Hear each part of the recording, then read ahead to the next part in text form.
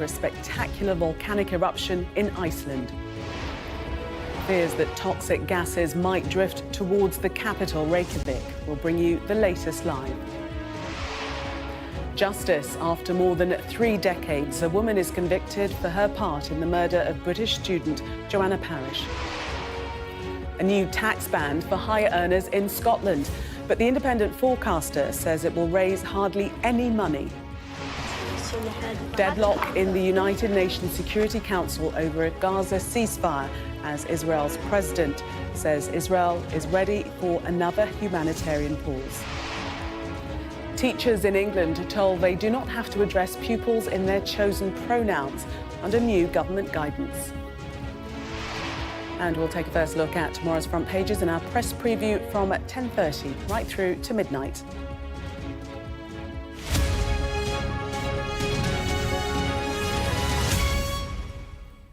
Good evening.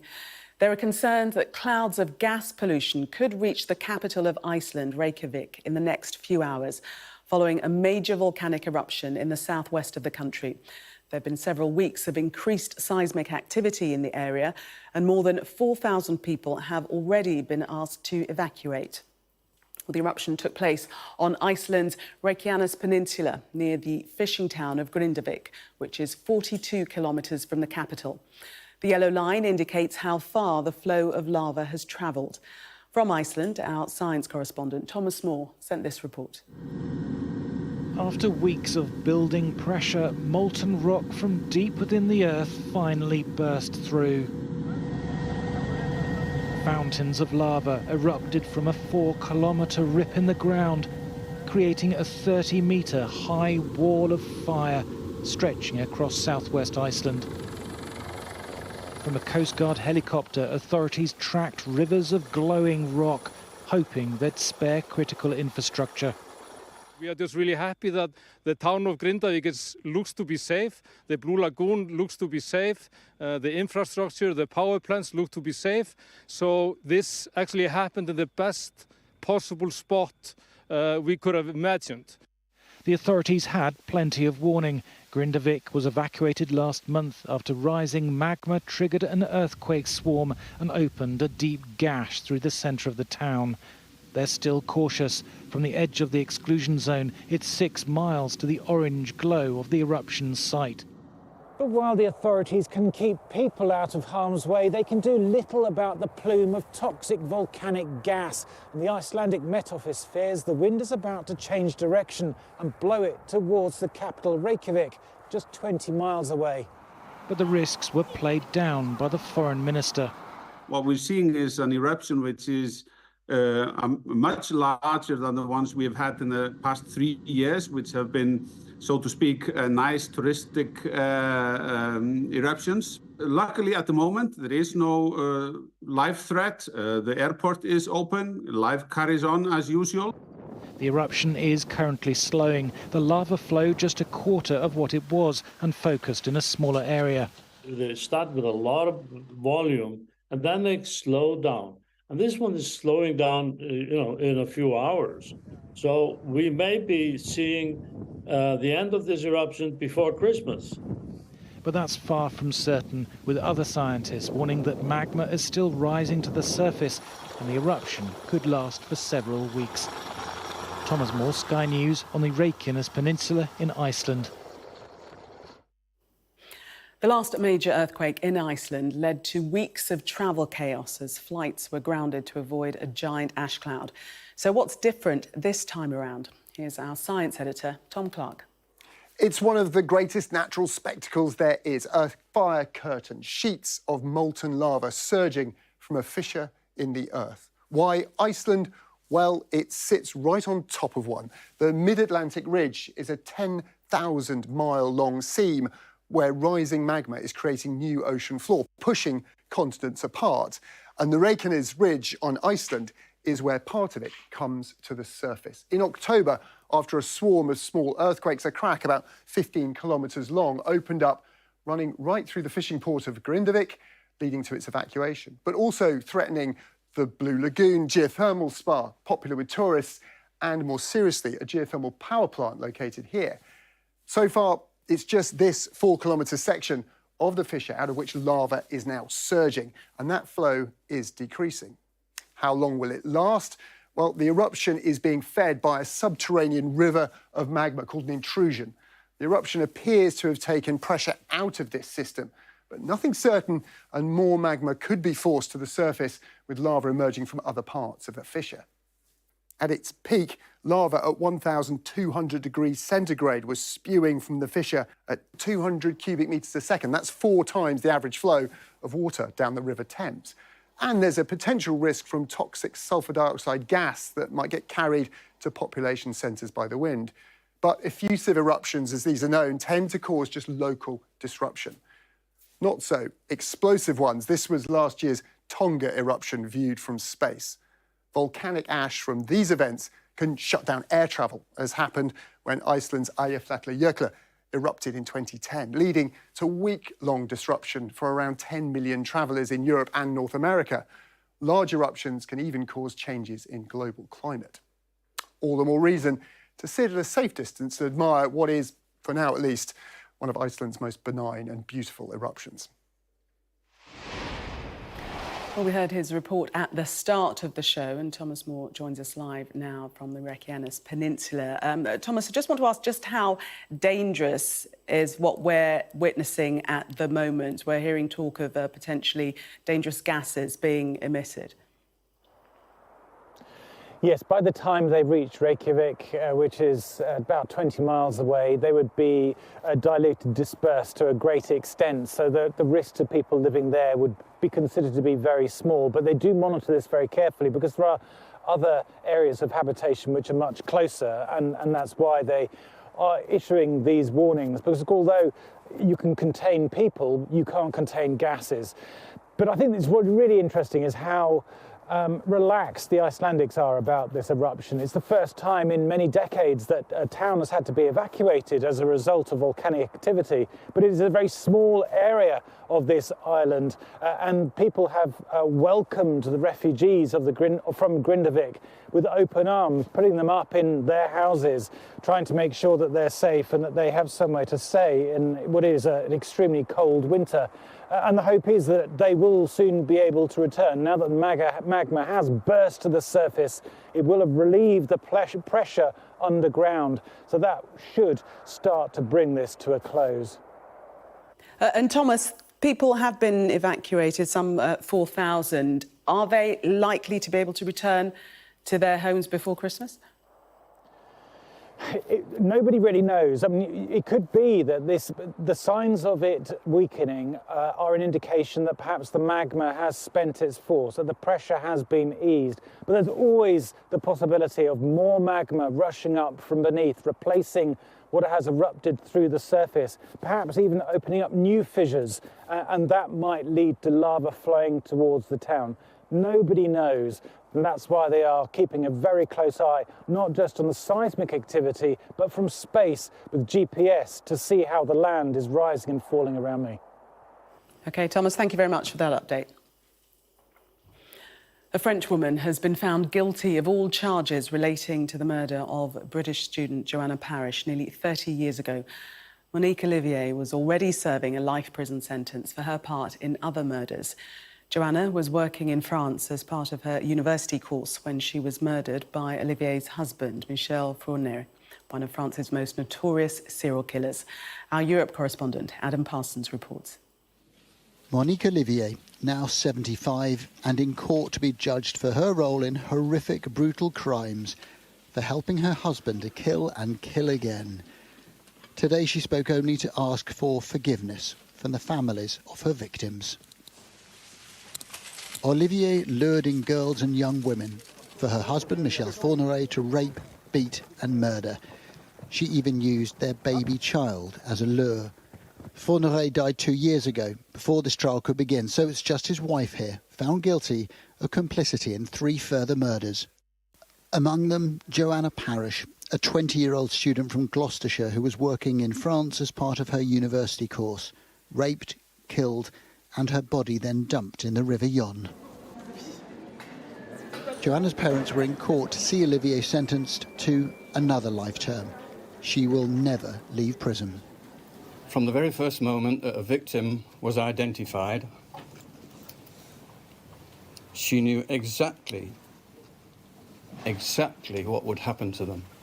After this last obstacle in our struggle to gain an element of justice for Joanna has been overcome, we can remember our daughter and sister with a smile on our faces, which is how, of course, all her many friends remember her. Thank you very much. As well as Joanna, Olivier was also convicted of complicity in the murder of Marie-Angèle Domès, who was 18, and 9-year-old Estelle Musin. Monique Olivier said she regretted what she'd done and described these murders as monstrous. She claimed to have been intimidated and bullied by her husband, but this court heard that in reality she had done nothing to stop him killing. Olivier's lawyer adamant that her sense of shame reflects well on her. What's important is that she isn't claiming responsibility for the crimes that were committed by Michel Fourniret. In my opinion, he wouldn't have expressed any regrets. But the lawyer who represented the families believes there are more victims. There is some case in France about Fourniret and Monique Olivier which are not judged, so the fight will go on for other families. It is more than 33 years since Roger and Pauline's daughter was murdered. Joanna, the victim of a serial killer and his colluding wife. Now, finally, justice has been delivered. Adam Parsons, Sky News, Nanterre.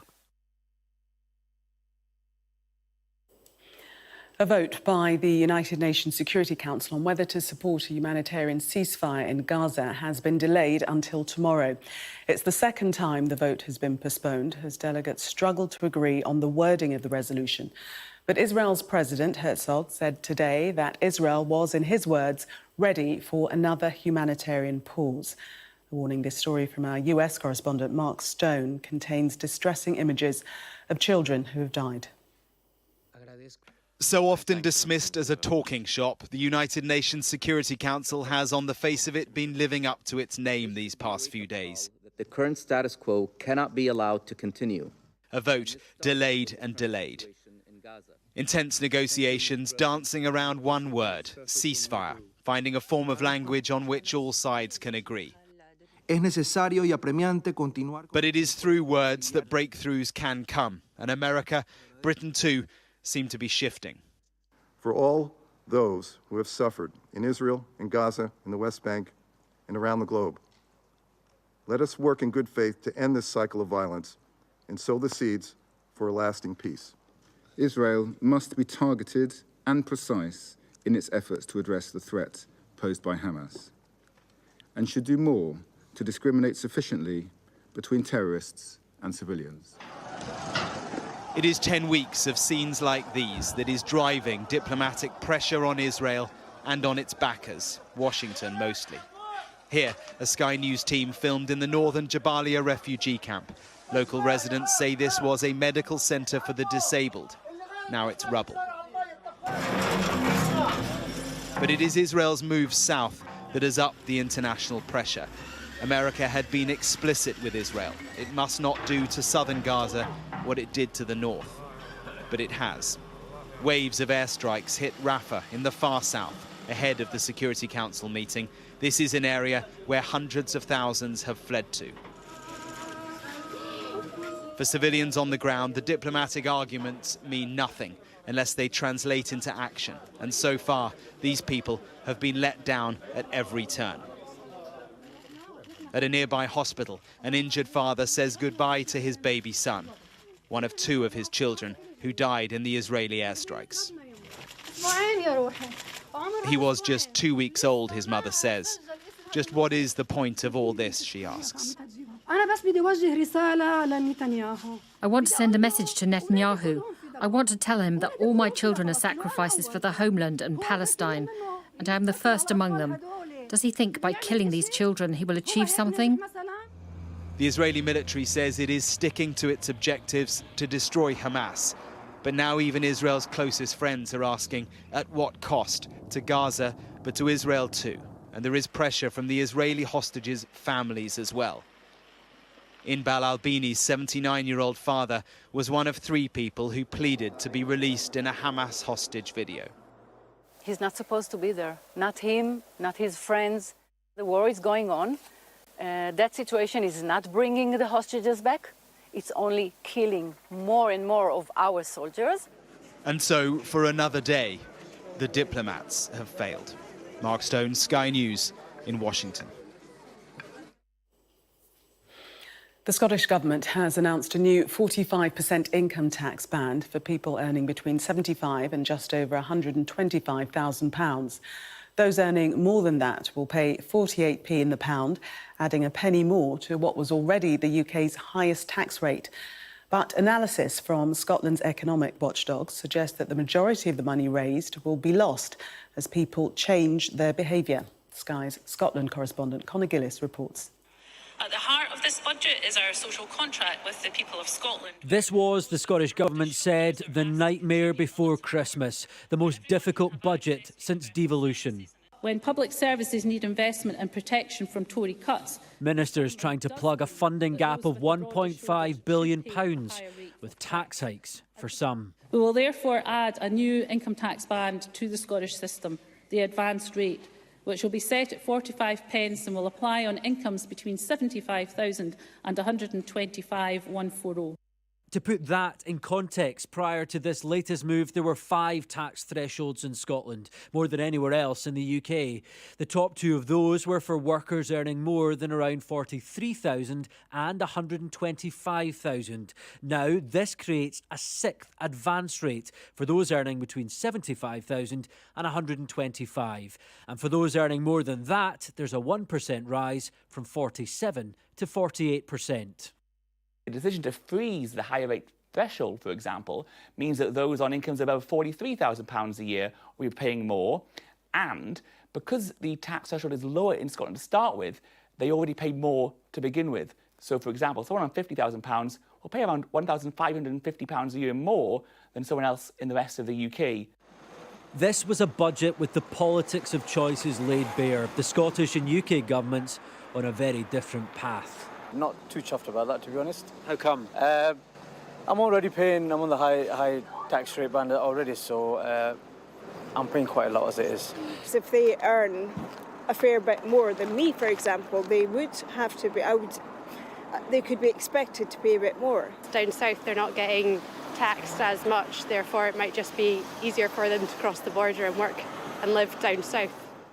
Hamza Yusuf also announced additional payments for children in poverty and a freeze on everyone's council tax. But that could trigger a major row with some local authority bosses who wanted to hike bills by as much as 10% and could now threaten to shut critical local facilities. Could that spell political trouble as an election year looms? The battle lines are drawn. Conor Gillis, Sky News, Edinburgh. To China now, where at least 127 people have been killed following the country's worst earthquake in 13 years.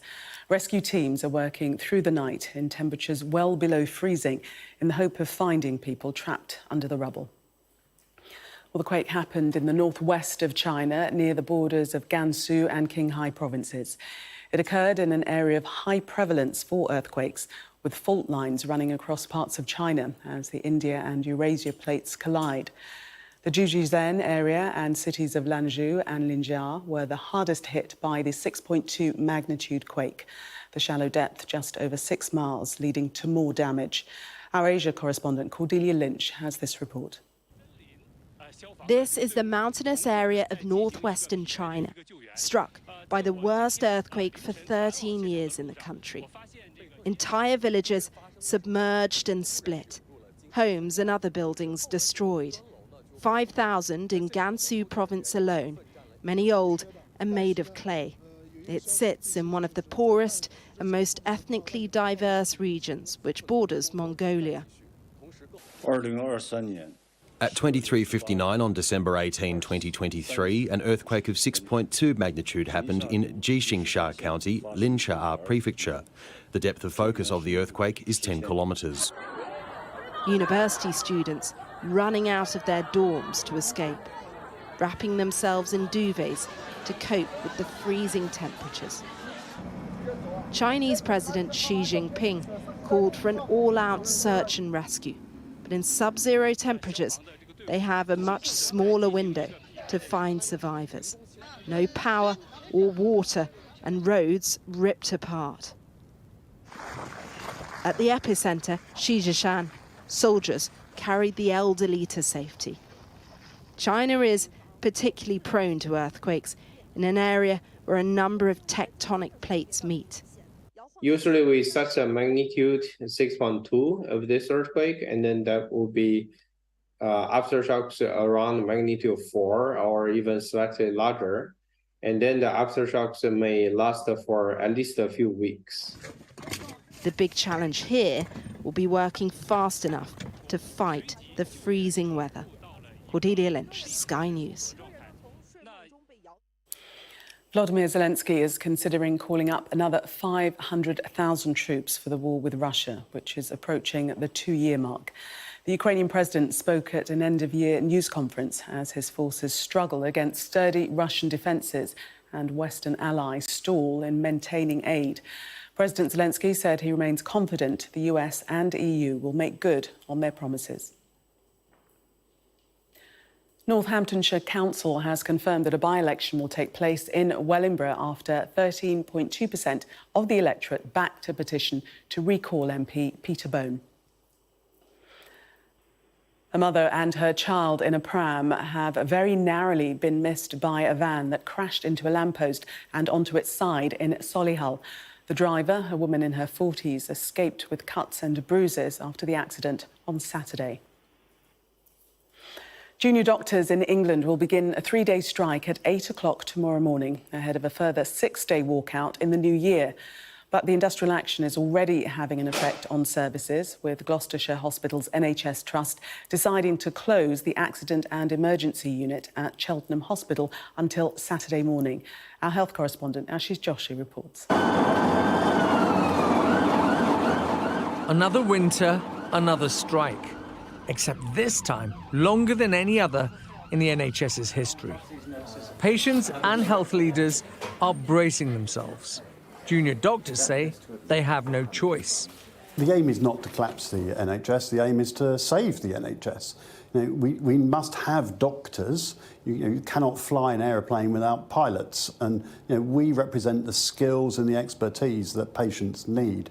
And of course, doctors are leaving because of the lack of valuing them in the workplace. The BMA says the government's proposal of an extra 3% pay rise for junior doctors, on top of 8.8% already given, would amount to a pay cut for many of its members after years of below-inflation pay rises. It's very disappointing that the junior doctors have rejected the offer. As you've made the point, we have now reached resolution with every other part of the public sector and every other part of the NHS. But consultants and specialists have yet to vote in favour of their pay offers, and the Royal College of Nursing also considers itself still in dispute. Over the coming 3 weeks, only 4 weekdays will be left unaffected by either strike action or the holidays. That's 4 weekdays in 3 weeks. And you can only imagine what sort of pressure, both operationally and financially, that brings on the NHS and its patients. And that's after coping with more than a year's worth of strikes. More than 1 million procedures and appointments have had to be rescheduled since industrial action began by health workers last December. And health leaders say these ones could be the most damaging yet. There'll be a huge amount of concern around managing patient safety and quality during this period, because urgent care will be the priority, but a lot of planned care will have to be rescheduled for later in the new year. It is too late to call off the strikes that begin on Wednesday, but there is hope, albeit slim, that both sides will still try to find a way to stop January's industrial action from going ahead. Ashish Joshi, Sky News. Teachers in schools and colleges in England will not have to accept all requests from pupils asking to change their pronouns. That's according to much-delayed transgender guidance for schools published today. It says parents should not be excluded from decisions taken by a school about children questioning their gender. But there are calls, including from former Prime Minister Liz Truss, that the guidance should be given the force of the law. Sky correspondent Molly Malone reports. At this school in Liverpool, their attitude towards transgender pupils is etched on the walls of their gender-neutral toilets. Be kind is their policy of inclusivity. But what does that mean practically for teachers and children? Told me what they were. And how much clarity does today's guidance give them? It will set possibly a pragmatic pathway, but I still think there are lots of areas that individual schools will be left to decide on their own. I think schools have a responsibility to educate children about different aspects of gender. When it comes to pronouns, I just think it's a matter of respect. But the guidance says parents need to be at the heart of those decisions and any desire to change their gender or use a different pronoun. One of those parents is Carrie, not her real name. She was made to feel like she had no say when her child was questioning their gender at school. They changed her name and pronouns without asking us. We were surprised that the school took this action without our consent, without involving us at all. Her child, born as a daughter, identifies as a boy. Carrie says teachers chose to accept her child's self-identification without her consent. It made my daughter very unhappy. She didn't want to speak to me. It was very scary. This was at age 16. And the deputy safeguarding lead told me this was all okay, because 16 is nearly adult, so that I didn't have any right. That safeguarding lead took one view. Another teacher elsewhere may have taken another. So much of this guidance still subject to individual interpretation. For a while now, schools and educators have been left to make their own decisions about how to and whether to support children who want to change or are questioning their gender. What's not clear is whether new guidance will do anything to change that. The advice to schools is to keep toilets and changing rooms separate, according to a child's birth sex, and the same for sports. Schools should, the government say, keep them fair and competitive. They have totally different physical characteristics that remove all sorts of fairness that you would expect to take place in sport. That's what the guidance is there for. The reality is it's only that, guidance, not the law. Some politicians want it to go further. And for teachers, there are still many questions left unanswered. Molly Malone, Sky News. Now, it's been a night of penalty shootout drama in the quarter-finals of the EFL Cup. Chelsea beat Newcastle 4-2 on penalties after a 1-1 draw at Stamford Bridge. Matt Ritchie missed the vital kick to see Chelsea go through to the semi-finals. Fulham beat Everton 7-6 on penalties after the match finished 1-1 in normal time. Elsewhere, Middlesbrough reached the last four after a 3-0 win at Port Vale. Well, that was Sky News at 10. Coming up, we'll take a first look at tomorrow's newspapers in the press preview. Tonight, we're joined by the journalist and broadcaster, Jenny Kleeman, and the PR consultant, Alex Dean. And amongst the stories we'll be discussing, this on the front of The Guardian. Their headline, pressure on Israel rises as Gaza deaths near 20,000. We'll be right back discussing that and other stories. Do stay with us.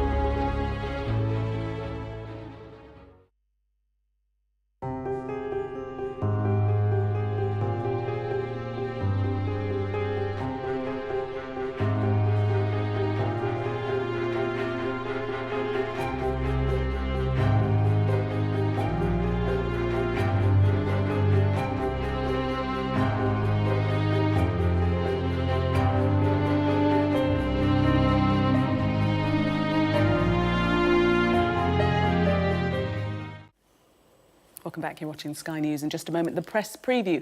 A first look at what's on the front pages as they arrive. But first, our top stories. There are concerns that clouds of gas pollution could reach Iceland's capital after a major volcanic eruption about 30 miles from Reykjavik. 33 years after British student Joanna Parish was murdered in France, a woman has tonight been found guilty of involvement in her killing. Scotland's Deputy First Minister, Shona Robison, says asking high earners to pay more is the right choice after announcing a new income tax band.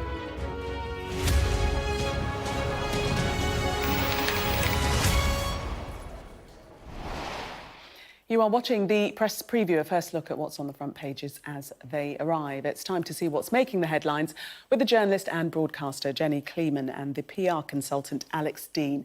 They'll be with us from now until just before midnight. So let's see what's on some of those front pages for you now. Well, The Guardian leads with growing international pressure on Israel to stem its offensive against Hamas in Gaza as Palestinian fatalities in the area since the war started in October approach 20,000. The Times has a warning from Age UK that hospitals will find it hard to keep old people alive over Christmas when doctors stage their latest strike over pay. The Eye reports that bosses at MI6 have been alerted to a possible security threat from a flat owned by Russians that overlooks the security service's headquarters on the Thames in London. After new government guidance to schools on transgender issues, the Equalities Minister, Kemi Badenoch, tells the Mail that teaching children that they can be born in the wrong body is harmful. The Metro reports that a judge in New York has ordered the release of documents on January the 1st, naming associates of the late paedophile Jeffrey Epstein. The Financial Times leads with major European investing house, Civian Capital, taking a €1.2 billion stake in Swiss bank UBS. And a reminder that by scanning the QR code you'll see on screen during the programme, you can check out the front pages of tomorrow's newspapers while you watch us. And we are joined tonight by Jenny Kleeman and Alex Dean. Welcome to both of you. Let's start with The Guardian and this story, which has been ongoing, actually, over the last few days, and that's the increasing pressure on Israel in terms of the civilian death count in Gaza.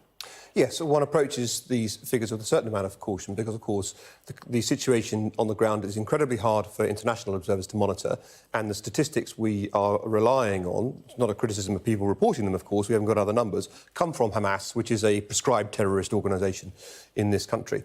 But plainly, when you bomb at this level and this proportion, you are going to have results of loss of life. And that's why I think our Foreign Secretary, David Cameron, is right to urge Israel to take a surgical strike position. But I think there are three things in this, and they're all important. The first is, of course, the humanitarian issue highlighted on the front of The Guardian. The second is Israel's right to defend itself. And the third, which they hint at towards the end of this story on The Guardian, is the importance of keeping together the Western coalition and the Western powers. It's bad enough if the Americans go one way in the United Nations General Assembly and we abstain. We are going down the road of risking having the United Kingdom going one direction on a vote and the US in another. And that would be, I'm not playing down what's happening in Israel at all, but that has a whole other kettle of fish set of connotations. And as our remarks differ from the Americans, that's where we're getting to. But Jenny, the US tone has altered as well, though, hasn't it? Perhaps not to the same extent. There has been a shift in opinion, certainly over the last week, and particularly after these three Israeli hostages who were waving white flags were killed by the IDF, the Israel Defence Force. There is a sense that Israel's rules of engagement seek a lot to be desired, if that can happen. There is also a sense, I mean, the US has been saying for a long time that they don't want Israel to be assaulting all of Gaza, the south as well as the north, but we know now that the south is under siege as well. And the UN Security Council, they are weighing up a form of words that will be acceptable, that America isn't going to veto. And it all comes down to the difference between a suspension of hostilities and a cessation of hostilities, and which form of words is going to work for everyone. I think everyone would agree that we need to have a ceasefire. Everyone would agree that what happened on October the 7th was unconscionable.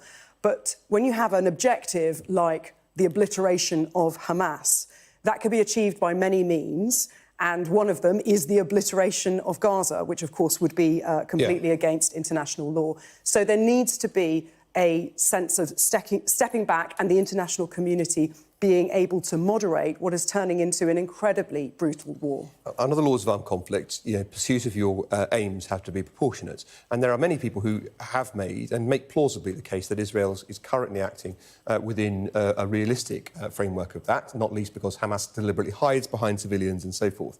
But you can't go on forever. You can't go on dropping bombs on an environment forever. And indeed, with an environment in which the civilian population in Gaza is hemmed into an ever smaller and smaller region of the country, of the territory. So there's got to be compromise here. But the reason this isn't just about virtue signalling or the easy thing to say is conflict must stop. But you've got to try and get to a pragmatic point where people agree to say a form of words that all can come to agree with in the UN. And that's why it's so important to try and take the Americans with you. The reason they're holding out is that their view, like some in the United Kingdom, is that currently, you look at which side a ceasefire would favour, it would favour Hamas. It gives an opportunity to regroup, it gives an opportunity to resupply, and currently Israel is winning its objectives. That's part of the equation too. But an opportunity to release hostages of course, as well. Of course, but they failed. First of all, they took the hostages, which they shouldn't have done. But second of all, of course, they have not yet delivered the hostages that they could and should have done on the timetables that were set out previously. And just very quickly, Jenny, do you take positive signals from the fact that the resolution has been delayed for a second day, which suggests that they are trying very hard to come to a wording that's acceptable? It suggests that there's a real will to make this work. Agreed. And for everybody in the Security Council to agree and there not to be a veto. The fact that there is no decision isn't necessarily bad news. Could be a good thing. It could be a good thing. No news, good news. Let's move to the Metro, and this is a message from the wives of Russian troops to Putin. Go die in Ukraine. They are annoyed that their loved ones are being called up and being killed in great numbers. When I first looked at this, I thought, wow, these women are incredibly brave. And then I saw that it wasn't actually a message to Putin. It was a message on the Telegram messaging app, which is still brave to say anything at all. But there is a lot of frustration from wives of Russian troops who, after yesterday, or earlier in the week, hearing Vladimir Putin's press conference, his press conference where he accidentally suggested that Russia had lost more than 300,000 troops since he started the war last year. A lot of spouses, mothers of people lost, saying that he should go to the front line, and some people going as far as to saying he should go to the front line and die on the front line there. So it is interesting that there is pushback. The fact that within Russia they only get this monolithic state-sanctioned media. But, you cannot deny the fact that people are going to war and not returning home, no matter what the state media is saying. The thing is about Putin, though, is that he knows at the moment, he's expecting peace to be on his terms.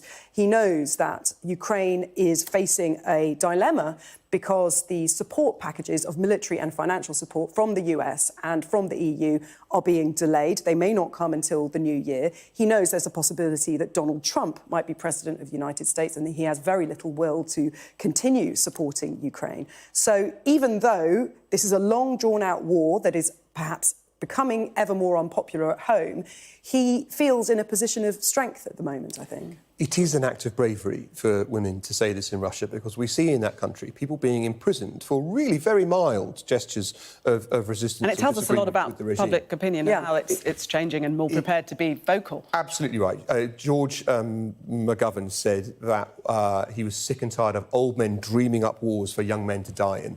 And that's a philosophical statement we can all understand. There is a different reality when it's someone you know, someone in your family, and when the Russian death toll gets as high as it is, everybody knows somebody or knows someone who's someone in their family is gone. You can't hide that.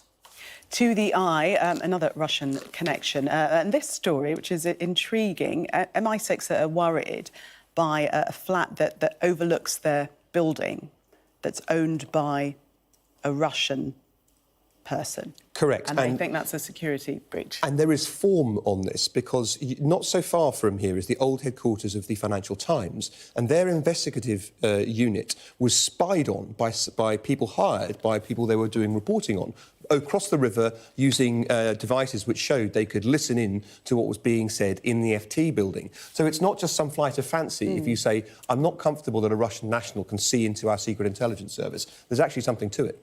And it's not just, can they be listening in? Can they see what we're doing? It's as simple as they can see who's going into the building and who's coming out of the building. Yeah. So they can identify personnel working for MI6, and that in itself is very significant. I mean, you would think they'd be a bit more subtle. The owners of this flat, their registered address for the ownership is 300 metres from the Novichok factory in Russia. So, you know, I mean, it does, some alarm bells are ringing. Yeah, no, serious story, though, serious story. Yes. The FT, let's talk about Scottish taxes. 45% income tax band widens the gap with high earners elsewhere in the UK. This is a surprising move and surprising timing, you know, just before Christmas to land this on the table. Yes, I mean, the budget was going to be announced today, and so what's interesting is there are now 6 tax bands in Scotland, and the SNP is saying that they want those with the broadest shoulders to be shouldering the greatest burden. 45p in every pound made between £75,000 and £125,000 a year in Australia will, don't know where Australia came from there, in Scotland, will now go in tax. And that means that if you're earning more than £29,000 a year in Scotland, you will pay more tax than anywhere else in the UK. But what's interesting is that there's been this council tax freeze that they have to pay for in Scotland, and that benefits the better off, because the better off are better able to afford their council tax. So it doesn't really make sense, this idea of putting the burden on those with the broadest shoulders.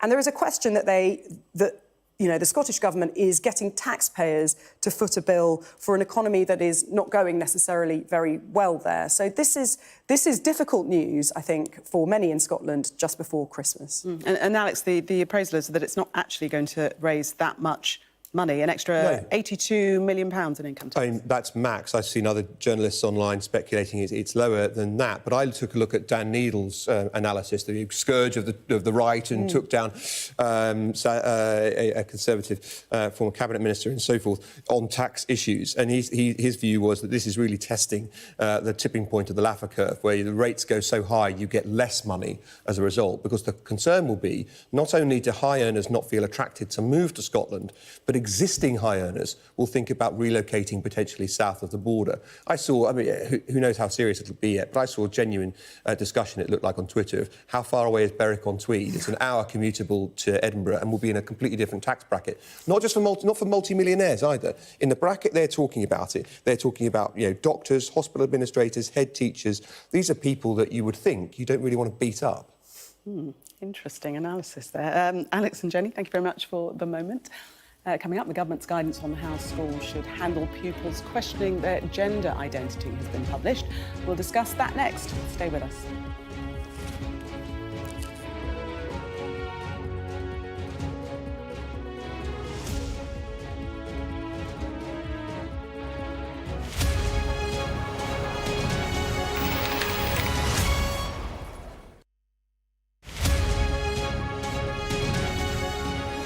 There are lots of British companies that sell trophy hunting things throughout the world, in Africa and places like that. Yeah. So, but I mean, at this time of the year, at a time of peace and goodwill on earth for everyone, I know it's a bit of a cliche, to even contemplate, and look at this beautiful, beautiful creature, to contemplate the fact that there is a British company that is selling hunting trips to those psychopathic amateurs that go out on these hunting trips and don't actually do the job very, very well. Very often they shoot the poor deer and they don't kill it instantly. It's an absolutely appalling hobby for psychopaths. And I think it's particularly upsetting to see this happen at a time when children are encouraged to love Santa and the reindeers. I think they want to shoot the reindeer when they've lost that kind of green furriness on their horns, and It's just dreadful, isn't it? I mean, I don't understand how anyone can take pleasure out of killing a beautiful creature. I do personally believe that it is the occupation of psychopaths. And they do remind me so much of serial killers, you know, who do the most appalling things to human beings. And then they like to keep a little trophy, a trinket, to remind them of the dreadful pleasure they got from destroying beauty. I mean, I don't think that many that people are misguided about booking a holiday that is going to involve them taking a high-powered rifle with them to another country. The advice I would give to anyone who is thinking about doing it just off the cuff is develop and listen to your compassion, because it's the most disgusting thing you can do. They have introduced a problem in these countries because they've taken the natural predator, the wolf, out of the game. So they are forced to kind of have a culling system. So if you're going to have a culling system, then do it properly. Have an expert marksman who is actually going to do it, have a clean kill, rather than an amateur who is pretending to be a hunter, going out and doing the job very badly, in my opinion.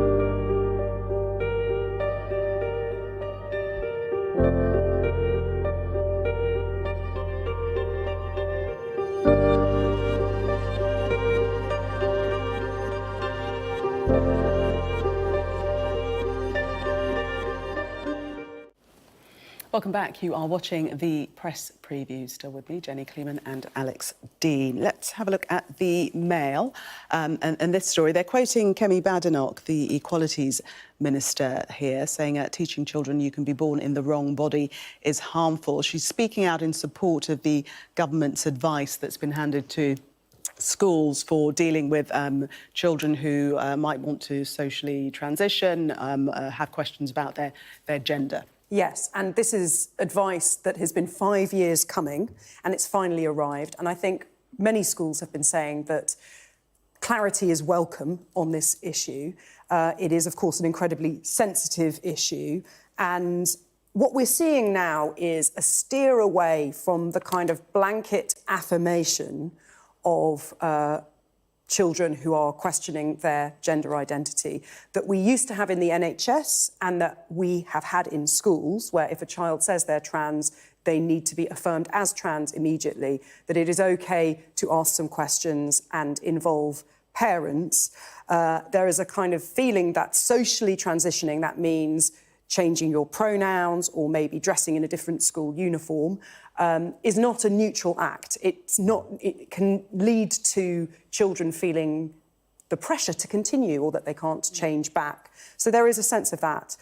So any kind of clarity is useful, but I would say it would be a confusing time for a lot of trans children at the moment who might not feel comfortable with the fact that their parents will be told if they want to go to school dressed in a different uniform or want to be called a different name or different pronouns. And the thing is, kids have to go to school. They don't have a choice about it. And you want kids to want to go to school. So that needs to be handled in a sensitive way.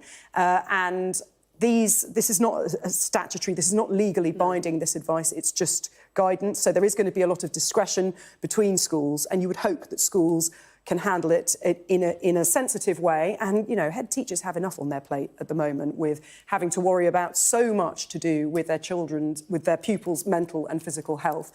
This is another thing to worry about, but at least there is 5 years late some guidance on this now. Alex, do you think the guidance is helpful? Well, I certainly think it's helpful rather than the absence of guidance. But the trouble lies in part, I think, in the fact that Jenny rightly puts her finger on that it's advisory only. And it's trouble in both senses, because you're right to say things are difficult for teachers. They don't go into teaching in order to be judges over children's gender. They go in to impart knowledge and to educate people and, of course, bring them into adulthood more generally. But they don't go in to be arbiters of what sex you are, right? So, of course, it's better to try to help teachers.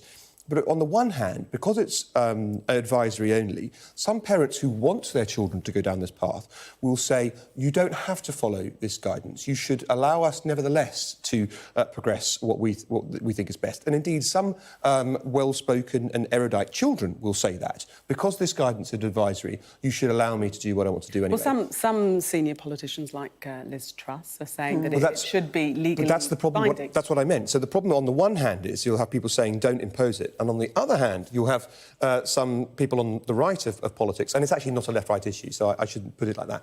You'll have some people who think we ought to state much more firmly that this is what people should do, saying it's not good enough. And there is something kind of ironic here. You were saying, you know, children don't have any choice, they have to go to school. OK, that's because, generally speaking, children are bad decision-makers. We don't let them choose their own bedtime. There's a debate this week about whether they should have social media accounts, but there are some people who still think you should be able to choose your gender. I mean, there's something quite strange about that. Wow, that's another question. Yes, and we're not going to address that now because we've got about 60 seconds to talk about this story on the front page of The Guardian. This is repercussions from the Baroness Mone story. Her lawyer now has spoken up. Yes, this is quite funny. I'm sure he doesn't think it is. Baroness Mone admitted at the weekend that she lied when she said she had no connection to PPE MedPro, the company owned by her husband that made an enormous profit out of our desperation for PPE during the pandemic. And her lawyers sent some really aggressive emails and letters before action to journalists who dared to have the temerity to say that she did have a connection to PPE MedPro. And The Guardian has named 3 of her lawyers, and one of them has offered an unqualified apology for claiming that she was not connected to the firm. I'm really uncomfortable at that sort of thing because lawyers act on instructions. It's the client's fault if they did something wrong, not the lawyers. Thank you. That was succinct. Thank you very much. Alex and Jenny, we shall see you in the 11 o'clock hour. In the meantime, let's take a look at the weather for you. Warm memories wherever you go. The weather, sponsored by Qatar Airways. Well, the mostly mild and unsettled weather will continue with disruptive winds on Thursday, but northern Scotland will see colder spells. Many places will start Wednesday dry, if chilly, but there'll be a few blustery showers around, some wintry in northern Scotland. Cloud will become fairly extensive through the morning, bringing outbreaks of rain, heaviest over western Scotland and northwest England. Much of central, southern and eastern England will be dry with some sunshine. It'll be mild but windy. The afternoon looks rather grey with further patchy rain or drizzle, but the southeast should stay dry into the evening. The wind will pick up further on Thursday, with disruption possible across northern and central parts. Gusts will widely reach 40 to 50 miles per hour there, higher on coasts and hills. The dull and damp conditions will be replaced by brighter, more showery weather. The weather, sponsored by Qatar Airways. Coming up next on Sky News at 11, the latest on Iceland's volcanic eruption, as scientists warn the surrounding area could be affected by gas pollution.